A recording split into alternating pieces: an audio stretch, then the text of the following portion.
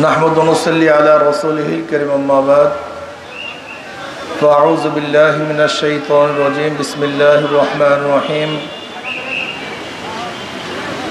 व तिलकल अय्यामु नुदाविलुहा बैनन नास सदक़ल्लाहुल अलियुल अज़ीम। सबाई पढ़ी सल्लल्लाहु अलैहि वसल्लम। इस्लामी आंदोलन बांग्लादेश गोपालगंज जिला शाखा कर्तृक आयोजित आज के गणसमावेशेर सम्मानित सभापति श्रद्धाभाजन उलामाए केराम सर्वस्तरेर जनगण भाइरा आमार, इस्लामी आंदोलन बांग्लादेश की वो केन, इस्लामी आंदोलन बांग्लादेश की चाय, लक्ष्य की, उद्देश्य की, तादेर बक्तव्य की, ए सम्पर्के आमरा अनेकेई जानी ना, केउ जानी ना, ব্যাপারটা এরকমও না। इस्लामी आंदोलन बांग्लादेश विश्वास करे शुधु देश दल नीति नेता परिवर्तনের माध्यमे मानुषेर शांति आसते पारे ना। এই যে ভূখণ্ড দেখছেন, এই ভূখণ্ড বারবার পরিবর্তন হয়েছে। এই ভূখণ্ডের একসময় শাসক ছিল মুসলমান, दीर्घ 750 বছর পর্যন্ত মুসলমানরা শাসন করেছে। কিছু মুনাফিকের কারণে উর্মিচাঁদ, করমচাঁদ, রায়দুল্লাহ বাবু, ঘুষিনে বেগম, মীর জাফর, মীর সাদেকের মতো মুনাফিকের কারণে ব্রিটিশ 200 বছর শোষণ করেছে, প্রায় 190 বছর শোষণ করেছে। শোষিত হয়েছিল মুসলমান, নির্যাতিত হয়েছিল মুসলমান, অত্যাচারিত হয়েছিল মুসলমান। আবার মুসলমানরা আন্দোলন করেছে, সংগ্রাম করেছে, ব্রিটিশ হটাও আন্দোলনের সূচনা করেছে মুসলমান। আপনারা জানেন 1803 ঈসাই সালে যখন ব্রিটিশ দিল্লি দখল করেছিল জাফরের থেকে, তৎকালীন সময় শাহ আব্দুল আজিজ সাহেব রহমতুল্লাহ ঘোষণা দিয়েছিলেন আজকের থেকে পাক ভারত উপমহাদেশ দারুল ইসলাম নয়, দারুল হরব, এদের বিরুদ্ধে আন্দোলন করা বর্তমানে মুসলমানদের জন্য ফরজে আইন। সেই দিন থেকেই ব্রিটিশ হটাও আন্দোলনের সূচনা হয়েছিল। পরবর্তীতে সবাই সম্পৃক্ত হয়ে ব্রিটিশদেরকে এদেশ থেকে তাড়াতে বাধ্য করেছিল। ভেবেছিলাম বৈষম্য দূর হবে, সমস্ত মানুষ সাম্য, মানবিক মর্যাদা, সামাজিক ন্যায় বিচার প্রতিষ্ঠিত হওয়ার মাধ্যমে স্বাধীনতা ভোগ করবে, মানুষ মুক্তি পাবে, শান্তি পাবে। কিন্তু আমরা কি দেখলাম? ভারতের সংখ্যাগরিষ্ঠ মানুষ মুসলমানদের সাথে বৈষম্য করছে, তাদের অধিকার দিচ্ছে না। এরপরে আবার মুসলমানরা আন্দোলন শুরু করেছিল। এই আপনাদের এলাকার সন্তান শেখ সাহেব, তিনিও কিন্তু পাকিস্তান করার পক্ষে আন্দোলন করেছিলেন। ইতিহাসকে অস্বীকার করা যাবে না। শেখ সাহেবের প্রচুর ভূমিকা ছিল। তিনি পাকিস্তান করার জন্য আন্দোলন করেছিলেন, মুসলিম লীগের পক্ষে কাজ করেছিলেন। মুসলিম লীগের নেতৃত্বে আমরা 47-এ ভারত থেকে আলাদা হয়ে পাকিস্তান নামে একটা দেশ করলাম। যেই আন্দোলনের মধ্যে আমরা অনেকেই সম্পৃক্ত ছিলাম। ভেবেছিলাম মুসলমানদের জন্য আলাদা একটা দেশ হলেই আমরা শান্তি পাবো, মুক্তি পাবো। ভারত থেকে আলাদা হয়ে পাকিস্তান নামীয় একটা দেশ, যার দুইটা অংশ, পশ্চিম পাকিস্তান, পূর্ব পাকিস্তান। এই পশ্চিম এবং পূর্ব পাকিস্তানের মধ্যে ব্যবধান 1700 কিলোমিটার। এই 1700 কিলোমিটার দূরে অবস্থান সত্ত্বেও ভারত থেকে একই নামে একটা দেশ পৃথক হওয়ার কি কারণ ছিল, এটা মাথার মধ্যে রাখতে হবে। এখানেই ভুল করেছে আওয়ামী লীগ। আওয়ামী লীগের মূল ভুলটা এখানে ছিল, যেটা আপনারা অনেকেই বুঝতে পারেন নাই। যেখানে পাকিস্তান করার ব্যাপারে শেখ সাহেবের ভূমিকা ছিল, তিনি আন্দোলন করেছেন। আপনি দেখেন তার বইয়ের মধ্যে, যেখানে তিনি নিজে লিখেছেন, আমরা মুসলমানরা ধারণা করেছি যে মুসলমানদের জন্য আলাদা ভূখণ্ড হওয়া ব্যতীত মুসলমানদের মুক্তি নেই, মুসলমানদের শান্তি নেই। ভারত থেকে পাকিস্তান আলাদা হওয়ার পিছনে একমাত্র কারণ ছিল ইসলাম, ধর্ম, মুসলমান। এই দেশটা মুসলমানদের দেশ। আপনারা কেন বুঝতেছেন না? যদি 47-এ ভারত থেকে আমরা আলাদা না হতাম, যদি ভারতের সাথে সম্পৃক্ত থাকতাম, যদি কাশ্মীর পাঞ্জাব এর মতো সম্পৃক্ত থাকতাম, তাহলে পৃথক একটা দেশ, স্বাধীন দেশ আমরা কোনোদিনই পেতাম না। যেমন কাশ্মীর এখন ভারত দখল করে ফেলেছে, হায়দ্রাবাদ যেখানে মুসলমানরা সংখ্যাগরিষ্ঠ ছিল, কিন্তু ভারত থেকে আলাদা না হওয়ার কারণে সেইটাকেও ভারত দখল করে ফেলেছে। পাঞ্জাবও আলাদা ছিল কিন্তু ভারত দখল করেছে। যেরকম সিকিম আলাদা রাষ্ট্র হওয়ার পরেও লেনদুর্যের মাধ্যমে আবার ভারত গ্রাস করেছে। আপনাকে অবশ্যই মনে রাখতে হবে, যদি 47-এ ভারত থেকে, ইন্ডিয়ার থেকে পাকিস্তান নামে একটা দেশ আলাদা না হতো, তাহলে কিয়ামত পর্যন্ত আন্দোলন করলেও আমরা কোনোদিন স্বাধীনতা অর্জন করতে পারতাম না। তাহলে 47-এ ভারত থেকে দেশ আলাদা হওয়ার কারণেই আমরা পাকিস্তান নামে একটা দেশ পেলাম। ভেবেছিলাম এবার বৈষম্য দূর হবে, বৈষম্য থাকবে না। কিন্তু আমরা কি দেখলাম? পশ্চিম পাকিস্তানের মানুষগুলি পূর্ব পাকিস্তানের মানুষের সাথে বৈষম্য করছে, তাদের অধিকার দিচ্ছে না, স্বাধীনতা পাচ্ছে না। আবার 71-এ আমরা বৈষম্য দূর করার জন্যই সাম্য, মানবিক মর্যাদা, সামাজিক ন্যায় বিচার, এই 3 মূল নীতির ভিত্তিতে আমরা আন্দোলন করেছিলাম। 3 নীতি, সেটা কি? সাম্য, মানবিক মর্যাদা, সামাজিক ন্যায় বিচার প্রতিষ্ঠিত করার জন্য, আমরা আলাদা হওয়ার জন্য আন্দোলন করেছিলাম। আপনি দেখেন শেখ সাহেবের 6 দফা, 11 দফা, 18 দফা, 21 দফার মধ্যে কোনো জায়গায় স্বাধীনতার কথা নেই। আমাদের ছিল অধিকার, অধিকার আদায়ের আন্দোলন। কিন্তু যেহেতু পাকিস্তানিরা আমাদের ভোটের মূল্যায়ন করতে পারে নাই, তৎকালীন সময় আওয়ামী লীগ সবচেয়ে বেশি আসন পেয়েছিল, কিন্তু ভুট্টো সাহেব, ইয়াহিয়া খান সাহেব ভোটের মর্যাদা রক্ষা করতে পারে নাই। এই ভোটের মর্যাদা রক্ষা করতে না পারার কারণেই শেখ সাহেব কি চেয়েছিলেন? অখণ্ড পাকিস্তানের প্রাইম মিনিস্টার হবেন। যেহেতু তার ভাগে সিট ছিল 160 সিটের যে অধিকারী, তিনি তো সরকার গঠন করবেন। কিন্তু পশ্চিম পাকিস্তানিরা ভোটের মূল্যায়ন, ভোটের অধিকার না দেওয়ার কারণে ওরা যত উন্নয়নের গল্প তুলেছে, এদেশে মানুষের উন্নয়নের গল্প শুনে নেই। যার যা কিছু ছিল তা নিয়ে ঝাঁপিয়ে পড়ে এ দেশটাকে স্বাধীন করেছিল। আমি বারবার একটা বক্তব্য দিয়েছিলাম, আপনারা শুনুন আমার বক্তব্য। সেই 14 থেকে শুরু করে আমার বক্তব্য শোনেন। 14, 18 এবং 24-এ বক্তব্য দিয়েছিলাম শেখ হাসিনা।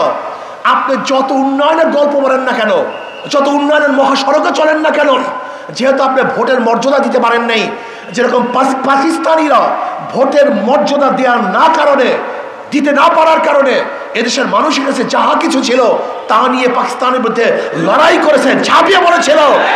আপনিও যদি ভোটের মূল্যায়ন করতে না পারেন, এদেশের মানুষের কাছে যাহা কিছু আছে তা নিয়ে কিন্তু ঝাঁপিয়ে পড়বে। আপনার বক্তব্য শোনেন, কিন্তু গুরুত্ব দেয় নাই। মোল্লা তো মৌলবী, আমরা, আমাদের কথা কি গুরুত্ব আছে? সে তো খোদা হয়ে সিংহাসনে আসীন হয়েছে, সে ভেবেছে আর কোনো দুনিয়ায় আমাকে নড়াবার মতো কেউ নেই। আপনি অবশ্যই বুঝতে পারেন না, আপনি যে খোদা তার চেয়ে বড় খোদা একজন আছে। নির্বাচনে অংশগ্রহণ করেছিলাম বরিশালে, মেয়র নির্বাচনে। কেন আমাকে আঘাত করতে হবে? কারণটা কি? এমন কি হয়ে গেছে আমাকে আঘাত করতে হবে? আঘাত করেছেন, রক্ত ঝরিয়েছেন। মাত্র 1 বছর আগে আল্লাহকে বলেছিলাম, আল্লাহ এই জালেমের পতন দেখতে চাই, নিজের চোখে পতন দেখতে চাই, নিজের চোখে। মাত্র 1 বছর আগে, মাত্র 1 বছর আগে, যখন আওয়ামী লীগ সর্বশ্রেষ্ঠ পাওয়ারফুল এক শক্তি, মহাশক্তি, দেয়ার চেয়ে বড় শক্তি, যখন সমস্ত ক্ষমতা তার কাছে, সমস্ত প্রশাসন তার কাছে, পুলিশ তার কাছে, মিলিটারি আর্মি সব তার কাছে, গোটা প্রশাসন তার, গোটা জনগণ তার, মাত্র 1 বছর আগে বলেছিলাম এই 2 চোখে যেন তার পতন দেখি। 1 বছর না যেতে যেতে আল্লাহ পাক দোয়া কবুল করেছেন। 1 বছরের মধ্যে চিন্তাও কেউ করতে পারেনি। ভেবেছিলাম আমি কি বলতেছি, কেন বলতেছি, বলে ফেলেছি, কিন্তু আল্লাহ পাক কবুল করেছেন। এজন্য ভাইয়েরা আমার, ফেরাউন বহু জুলুম করেছে কিন্তু টিকতে পারে নাই। নমরুদ জুলুম করেছে, টিকতে পারে নাই। সাদ্দাত টিকতে পারে নাই। আবু জাহেল টিকতে পারে নাই। গোটা দুনিয়ার কোনো জালেম কোনোদিন টিকতে পারে নাই। আমাকে রক্ত ঝরিয়েছেন। কেন রক্ত ঝরিয়েছেন? আনন্দিত হয়েছিলেন না? মোল্লাকে রক্ত ঝরাইছি। সব রক্ত এক রক্ত নয়, সব রক্ত এক রক্ত নয়, সব দেহ এক দেহ নয়, সব মানুষ এক মানুষ নয়। তুমি কি ভেবেছ তুমি সবাই রক্ত ঝরিয়েছ আর প্রত্যেক আলেমের রক্ত ঝরাবা আর তুমি নিরাপদে বসবাস করতে পারবে না? হবে না, হয় না। আল্লাহ পাক পতন ঘটিয়েছেন। আজকে শেখ সাহেবকে অপমান করা হচ্ছে। কাদের কারণে? কিসের কারণে? এই দায় দায়িত্ব কে নিবে? আমি মনে করি তার কন্যা শেখ হাসিনাকে দায় দায়িত্ব গ্রহণ করতে হবে। তার মানুষগুলিকে ভালো মানুষে পরিণত করতে পারে নাই। আওয়ামী লীগদেরকে সভ্য মানুষ হিসেবে ওই আওয়ামী লীগ তৈরি করতে পারে নাই।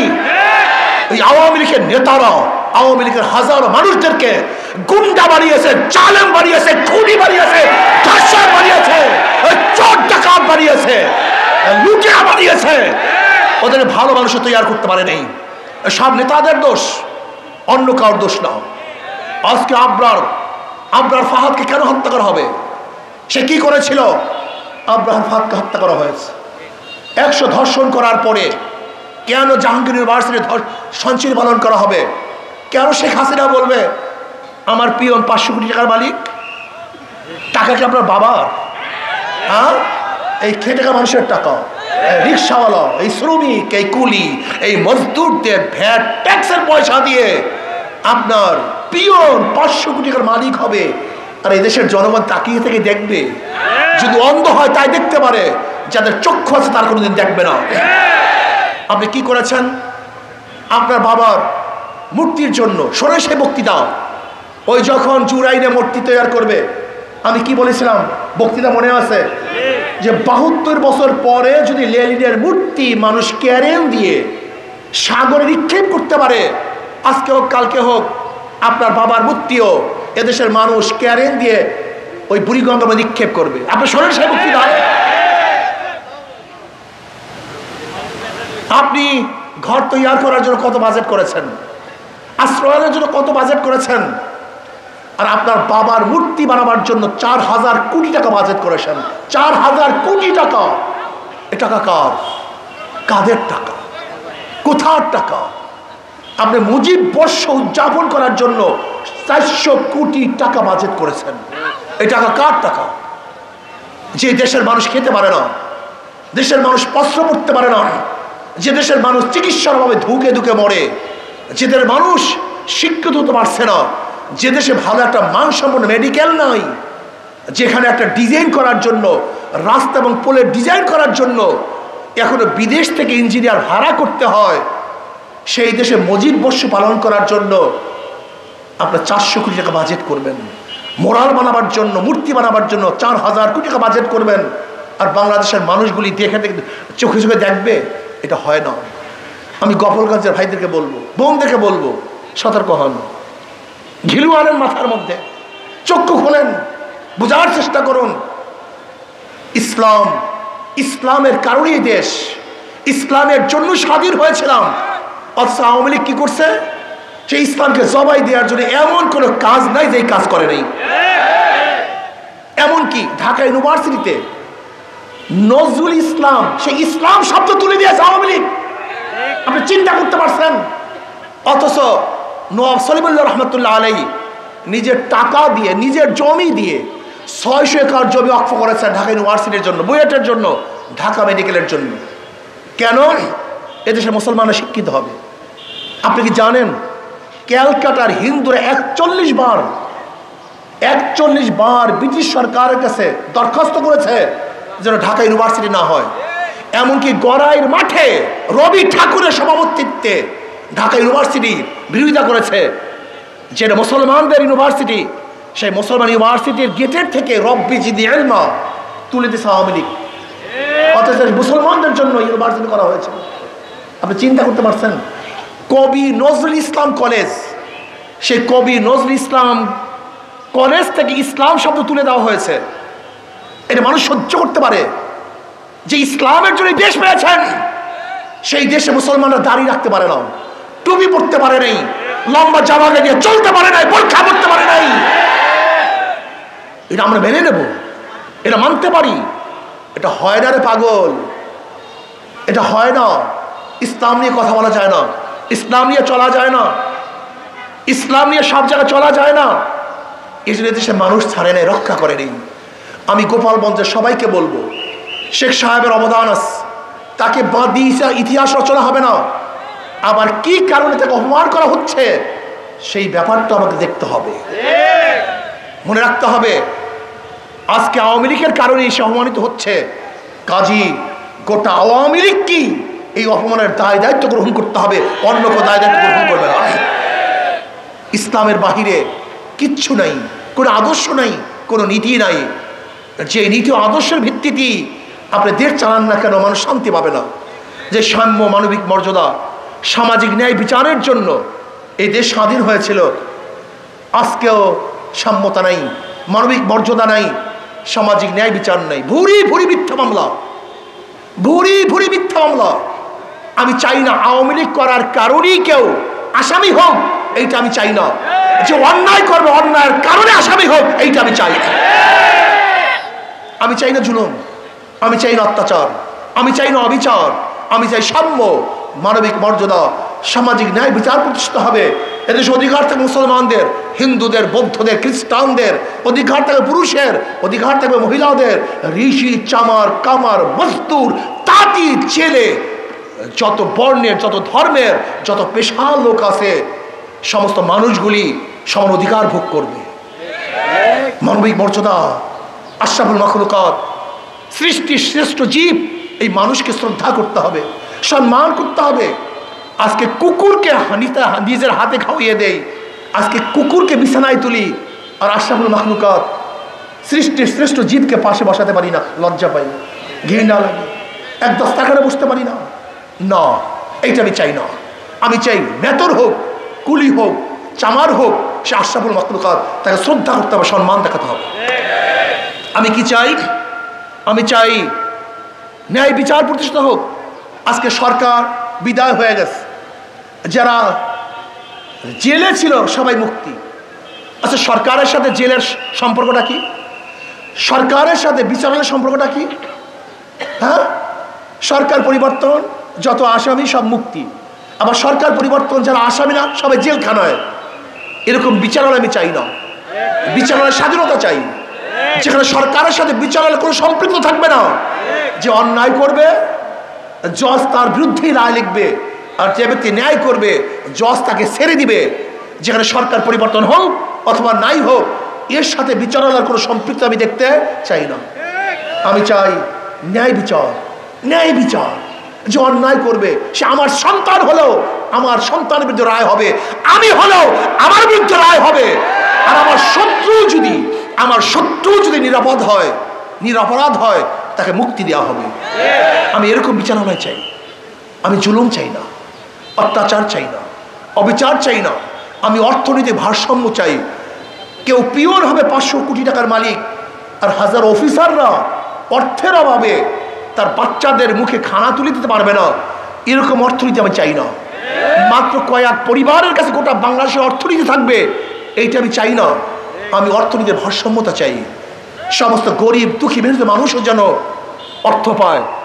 28 লক্ষ কোটি টাকা বিদেশে পাচার হয়ে যাবে, এই অর্থনীতি আমি চাই না। আমি কি চাই? আমি চাই বাংলাদেশের প্রত্যেক গরিব সরকারি ফান্ড থেকে সাহায্য পাবে। আমি কি চাই? যারা বিদেশে যেতে চায় সরকার তাকে ফান্ডিং করবে, অর্থায়ন করবে, তারা বিদেশে গিয়ে বিনা লাভে সরকারের টাকা ফেরত দিয়ে দিবে। আমি এটা চাই। আমি কি চাই? কৃষকরা ফান্ডিং পাবে, তার অর্থ পাবে, তার উৎপাদন করার পরে আবার টাকা ফেরত দেবে। আমি চ্যালেঞ্জ দিয়ে বলতে পারি, ইসলামী হুকুমত যদি হয়, ইসলামী হুকুমত হয়, আগামী 5-10 বছরের মধ্যে বাংলাদেশের সমস্ত গরিবরা দরিদ্র সীমার উপরে চলে যাবে। এর কারণটা কি? ইসলামের গোটা অর্থনীতি গরিবদের জন্য, আর পুঁজিবাদী অর্থনীতি শুধু ধনীদের জন্য। আজকে ব্যাংকে যাবেন আপনি লোন আনার জন্য, বলবে আপনার কাছে মর্গেজ আছে, বলে নাই, বলে আপনাকে টাকা দেবো না। তাই ব্যাংক কাকে টাকা দেয়? যার কাছে আছে। যাকে দেয় তারই সুদ মাফ হয়, যাকে দেয় তারই লোন মাফ হয়। একজন ধনী 4 বার ধনী হয়, আর একজন গরিবের পেটের মধ্যে 5টা লাথি। আগের থেকে 5 লক্ষ টাকা ছিল না 1 লাথি, ব্যাংক থেকে 5 লক্ষ টাকা দেয় নাই 2 লাথি। তার লোন মাফ হয় না 3 লাথি, তার সুদ মাফ হয় নাই 4 লাথি। এবং বড়লোককে যে টাকা মাফ করা হয়েছে, এই টাকা যদি বাংলাদেশ ব্যাংকে থাকতো, বাংলাদেশের নাগরিক হিসেবে সেই টাকারও একজন মালিক ছিল। কিন্তু বড়লোকদেরকে মাফ করার কারণে গরিবের পেটের মধ্যে 1 লাথি, গরিবের পেটে 5টা লাথি দেয়, আর বড়লোককে 4 বার ধনী মানায়। আর ইসলামী অর্থনীতি সবই গরিবদের জন্য। জাকাত কাদের জন্য? ওসুর কাদের জন্য? কথা বলেন। ফিতরা কাদের জন্য? দান কাদের জন্য? মানত কাদের জন্য? অর্থাৎ ইসলামী অর্থনীতি সবই গরিবদের জন্য। কিন্তু কপাল পোড়া গরিবের গোষ্ঠী, এই কপাল পোড়া গরিবের গোষ্ঠী, ওরা নিজেদের ভাগ্য নিজেরা পরিবর্তন করতে পারে না। ওরা চোর, ডাকাত, বদমাশ, লুটেরা এবং খুনিদেরকে ক্ষমতায় বসায়। কিন্তু যারা গরিবদের জন্য মেহনত করে, কাজ করে, তাদেরকে ওরা পছন্দই করে না। আমি বিশ্বাস করি ইসলামী অর্থনীতি যদি অ্যাপ্লাই করা হয়, আগামী 5-10 বছরের মধ্যে বাংলাদেশের সমস্ত গরিবরা দরিদ্র সীমার উপরে চলে যাবে। এখানে মানবতা প্রতিষ্ঠিত হবে, সাম্যতা প্রতিষ্ঠিত হবে, ন্যায় বিচার প্রতিষ্ঠিত হবে, এই দেশ হেফাজত থাকবে। সমস্ত ধার্মিকরা স্বাধীনভাবে তাদের ধর্ম পালন করতে পারবে। কাজে আসুন, আজকের থেকে সব কিছু দেখা শেষ।